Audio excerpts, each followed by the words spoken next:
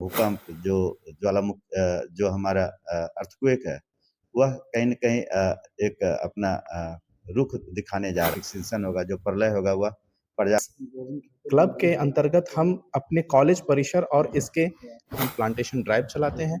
उसके cleanliness program sir आपको कोई ना कोई पुरस्कार जल्दी मिलने वाला है।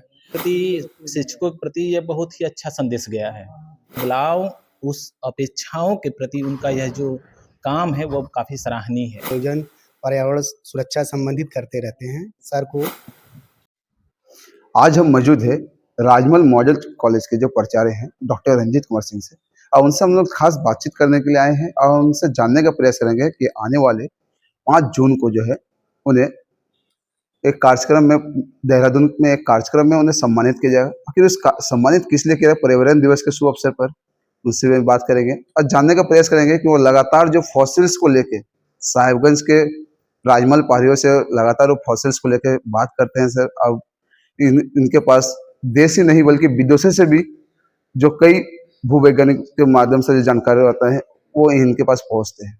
और सर के साहिबगंज जिले के साथ साथ पूरे देश में और देश के साथ विदेशों में भी सर का काफी नाम चर्चा है। आखिर उन्हें देहरादून में किस कारण से उन्हें सम्मानित किया जा रहा है, उनसे हम लोग खास बात सर। आर्यभट्ट दुनिया में आपको सम्मानित बहुत बहुत धन्यवाद। कार्यक्रम में आने वाले 5 जून को सर एक सम्मानित किया जा रहा है सर, क्या है सर?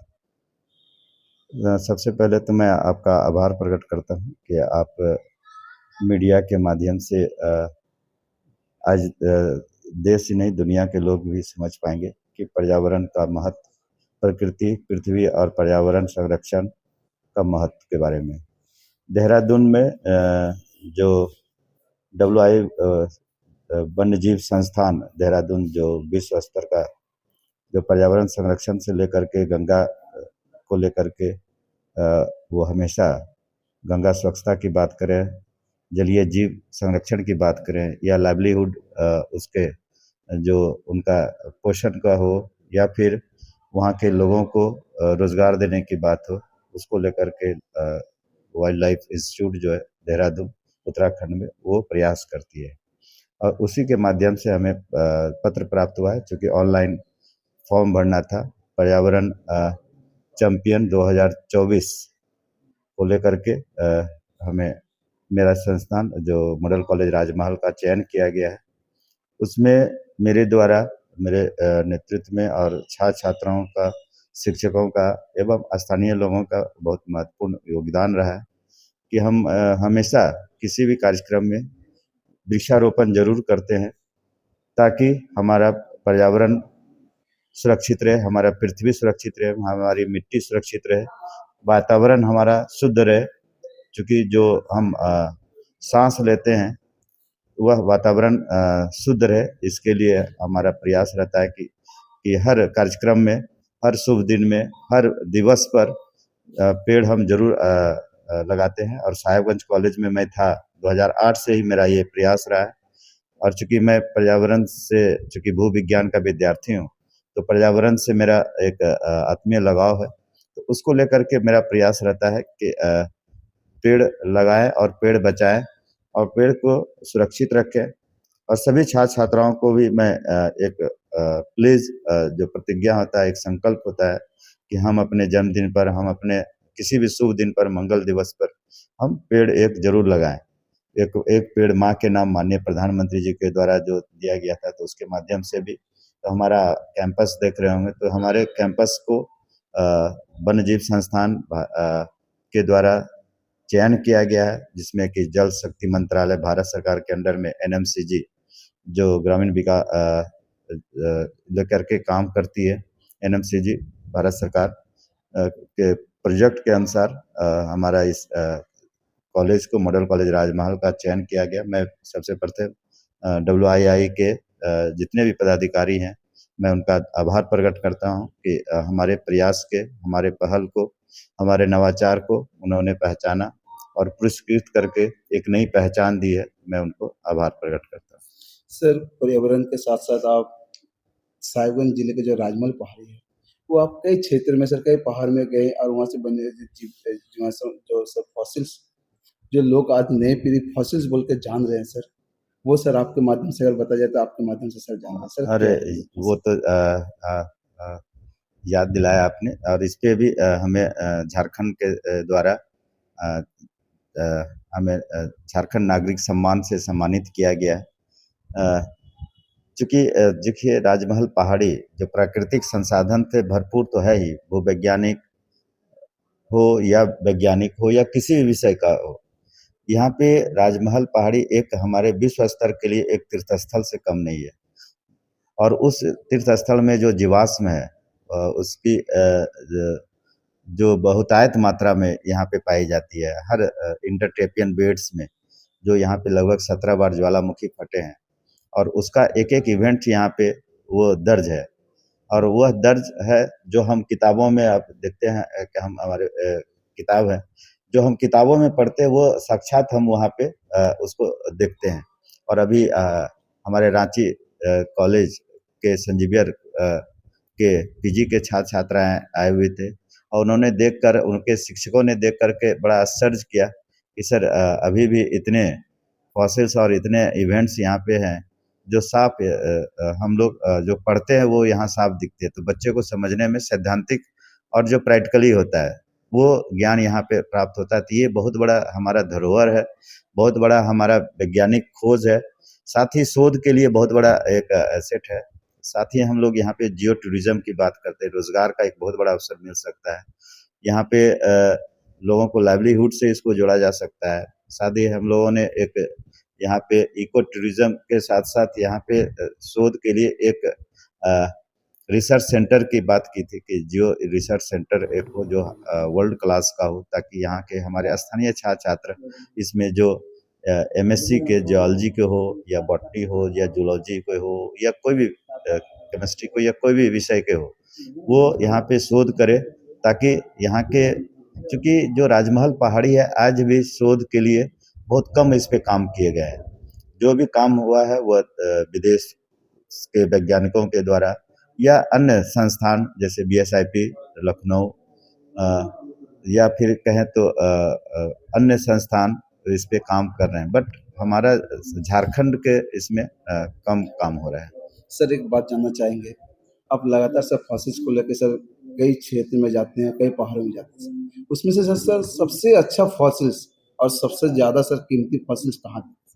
हाँ, अभी तक तो हम लोगों ने जो मडरो फॉसिल पार्क है, तो मडरो में तो है ही, और वहाँ पे इन सिटू पोजीशन में है। लेकिन कुछ दिन पहले बड़हरवा के पास भी जो आप देख रहे हैं यहाँ पे जो इम्प्रेशन वाला फॉसिल्स मिले हैं। तो हम लोग 4 कैटेगरी में फॉसिल्स मिलते हैं। तो यहाँ पे इम्प्रेशन और पेट्रिफिकेशन ये ज़्यादातर यहाँ पे मिल रहे हैं।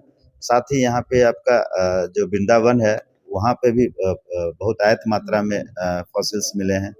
तो निश्चित रूप से ये राजमहल पहाड़ी और इसके साथ ही साहेबगंज जिला से अगर सटे जिला कहें तो पाकुड़ में जो अभी लगभग 14 से 15 फीट का एक बहुत बड़ा ट्रंक मिला है पेट्रीफाइड का, तो अपने आप में एक कहानी बयां करती है कि लगभग 2900 किलोमीटर में फैला राजमहल पहाड़ी आज भी विश्व स्तर पे अपना काम कर रही है। तो निश्चित रूप से यहाँ के लोगों के लिए, हम लोगों के लिए बहुत बड़ा वरदान है, वो वैज्ञानिकों की है का ही नहीं, आम जन का, चूँकि इसी से हमारा प्री हिस्ट्री, प्री क्लाइमेट कि किस तरह से उस समय का जो हम लोग मास एक्सटिंक्शन की बात करते हैं, प्रलय की बात करते हैं, ये पहाड़ी ने भी प्रलय को देखा है। तो उस प्रलय का हम लोग अध्ययन करके आने वाले प्रलय को किस तरह से बचाया जाए। कहा जाता है कि जो छठा मास एक्सटिंक्शन होगा, जो प्रलय होगा, वह पर्यावरण और प्रकृति के दोहन और शोषण से और जलवायु परिवर्तन से हो सकता है। और सबसे बड़ा चीज़ है कि अभी एक स्टडी कह रहा है कि एक बहुत बड़ा भूकंप जो जो हमारा अर्थक्वेक है, वह कहीं न कहीं एक अपना रुख दिखाने जा रहा है। तो उससे भी हम लोगों को सतर्क सावधान रहना है, पैनिक नहीं होना है, प्रकृति के प्रति हमारा प्रेम, प्रकृति के प्रति हमारा जो प्रकृति ने हमसे लिया कुछ नहीं वो, लेकिन हमें दिया सब कुछ। सांस आज अगर एक सेकंड के लिए सांस रुक जाए तो आदमी जीवन खत्म हो जाता है। तो उस सांस को जीने के लिए प्रकृति है, तो उस प्रकृति के प्रति हमारा एक कृतज्ञता होना चाहिए। हम अपने पेड़ को बचाएं, पेड़ को लगाएं और प्रकृति, पर्यावरण और जल जो मिट्टी है उसको बचाएं। बहुत बहुत धन्यवाद सर, आपने पूरा साझा किया कि फॉसिल्स और लोगों को प्रकृति से प्रेम करना चाहिए ताकि पर्यावरण स्वस्थ रहे तो हम स्वयं भी स्वस्थ रह सकते हैं।